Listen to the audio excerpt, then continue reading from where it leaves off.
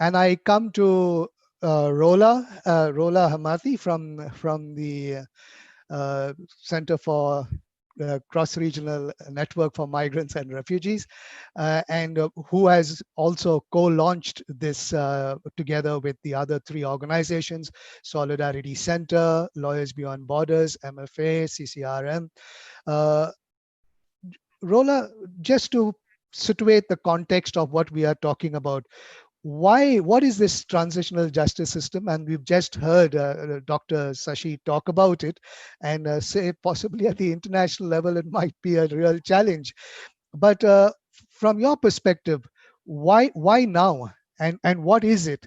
And what potential does it have in the light of the fact that this is an issue that has been, and you just heard Sashitaru say as well, it's been happening way before COVID, and it will even happen after COVID, according to him.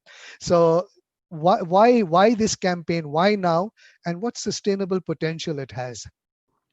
Thank you. Thanks, William, for the question. Maybe I can first part of your question, the question of the why. And in doing so, maybe I can try to kind of discuss some of the things that we all know, some of the things I guess that everybody on this webinar would agree with. Number one, I think, is that at any point in time and any moment, we know that wage theft is kind of the chief complaint by migrant workers. Anybody that knows migration knows that this is kind of the biggest issues that migrant workers complain about. And this is something that cuts across different sectors. It's not a sector specific issue. It's something that goes from big construction companies where you hear about numbers in the hundreds to smaller kind of enterprises to even individual employers. The constant complaint is that there was always issues with payment of wages, always issues with wage theft and all of that. I guess the second thing, and I think this is very, very sad, is that at some level, this has become normalized. This has become normal and internalized, not just by migrants, but also by people who work with migrants. And we know that, for instance, a lot of workers, they put up with wage theft for a lot of reasons, including, for instance, not knowing how to file complaints, being afraid of filing complaints, or even simply just giving up on the system because the system is not working for them. So this becomes kind of the new normal. We end up saying that it's okay, it's not something bigger, but in reality, it's really not okay. My third point, I guess, is that also at any given time, we also know that very few of the cases of wage theft are cases that make their way to courts. And this is something that we've known, for instance, in the Middle East region has existed for a very long time. Very few of the cases are actually cases that go to court. And very few of these cases that go to court, are justly resolved, because we know even those cases that make their way to court have a lot of difficulty in terms of accessing justice. And this is a result of so many things, and I'm not going to discuss at length why do these cases not go to court, but simply to say we've known for a very long time now that the justice system really does not work for migrant workers. My fourth point as to answering your question, William, and really as to the why this campaign. All these 3 points that I've previously mentioned are things that have happened before, long before COVID, and probably will still happen after COVID. But I think if you want to look at the COVID situation and what it has brought, we know that it has had a big and profound impact on jobs and employment. And we know that in a context, for instance, where migrant workers are kind of the last to be hired and the first to be, fired, the situation of wage theft has been really exacerbated. So what we are seeing is really something of a non-precedented scale of people being let go of their jobs, not paid their wages, not paid their benefits. And really, when you are in a foreign land, when you don't have a lot of options, when the justice system doesn't really work for you, you don't really have a lot of options as to what you do.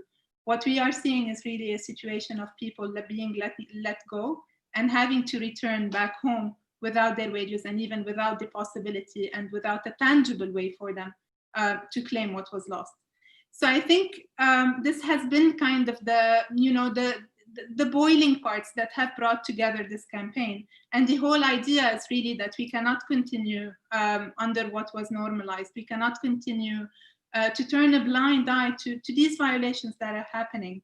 And it's not just a question, it's not just an argument of scale. It's not just because we are seeing large numbers, because at the end of the day, it's not a question of numbers. It's a question of each and every individual migrant being able to make the most of their migration journey.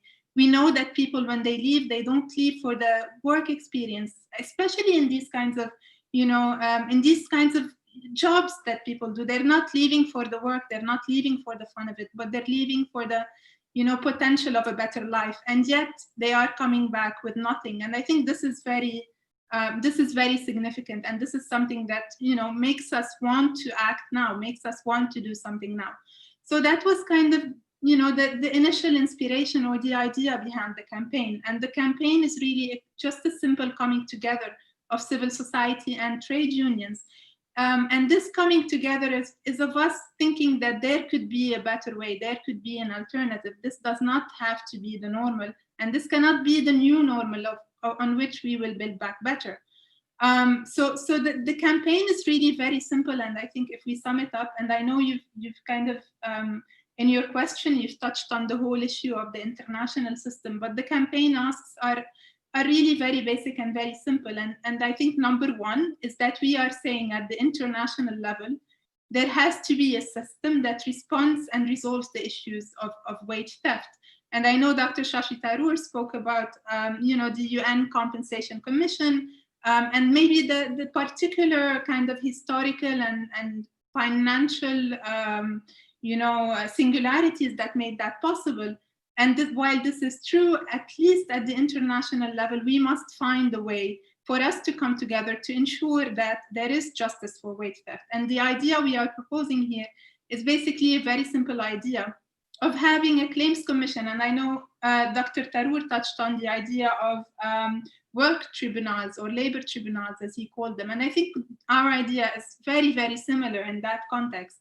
It's similar in the sense of we need an international system that facilitates expedited access to justice, expedited trials. And this is why we have called for an international claims commission, but also to be accompanied by the fund, because obviously we know that the resources is a big question. And in thinking about the fund, we really thought about having this fund happen at the national level, precisely because of the difficulties in resourcing and all of that. And the second part, and I think this has already come up in the webinar, is the whole idea of, and the whole urgency actually, the whole idea of needing to reform the national justice systems, precisely because, as everybody said so far, and I'm sure everybody else will continue to say, national justice systems have so far failed migrant workers. So what kind of measures can we put in place to ensure that, at the national level, there are measures taken to reform national justice systems? And these are simple, and we've discussed a lot of these solutions already. And there are more, I am sure. And these are very simple, from ensuring documentation to ensuring migrant workers can have, can have power of attorney, that they can file claims before that they leave, that they can pursue claims after they leave, that there are expedited, labor courts at the national level, that there are translation services. So I mean, it's a whole range of measures that we know and that we are actually, as a group of civil society and trade unions, putting together to work also with governments in order to express a political will as well to address this issue. And I think your last kind of follow-up, William, was really about the vision. And I think the vision here is very important, because our vision, post-COVID and during COVID as well, is a world where these things do not have to happen, is a world where migrant workers can actually access justice for violations. And is a world where, the lack of justice is no longer kind of causing impunity for employers, because we also see this a lot. Knowing that they can get away with it, employers continue to do it. And I think it's time now, with the COVID situation, for all of us to come together to try to end the situation, and really the possibilities are within our reach. Thank you, Roula, and thank you for explaining the campaign. And you came to this point towards the end. Of course, while we call on governments to look at the justice system of how it's failing migrant workers and things like that, what about employers and businesses, the corporate accountability that needs to happen? We've got, of course, the global compact, which is, and from which came the Ruggie principles. At the UN level, we've got this working group on business and human rights. Now the mantra is ethical recruitment and things like that. There is a whole move to get, and within the GFMD, there is what is called a business mechanism and things like that. So there is a whole constituency which is actually the immediate constituency that deprives migrants of their wages in a sense. So how does this call plan to bring that accountability into focus? Yes, no, thanks, William. And this is really a kind of a very good question. I think we have been thinking about this issue in particular in trying to say, well, obviously, wage theft does not happen on its own. In a lot of cases, it's, individual employers, but in other cases as well, in a lot of cases as well, it's a question of big businesses. It's a question of, big corporations and all of that. And we are actually trying to get together as a continuation of this call, because the first call was actually on June 1st, the second call was in mid-July.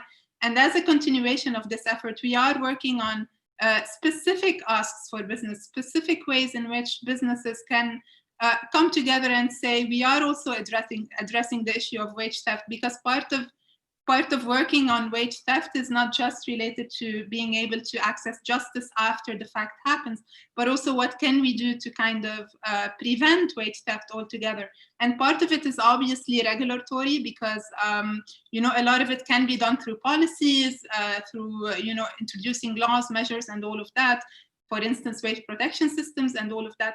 But also another part of it is by businesses coming together and also putting kind of standards, putting procedures that ensures that wage theft does not occur. I mean, one example I can think of is like opening ensuring access to information and transparency to information, and opening kind of books for people to be able to look at it and to audit and to ensure it complies. So this could be one measure, for instance, that the business can take on. But this is definitely something that the campaign is also kind of addressing as well.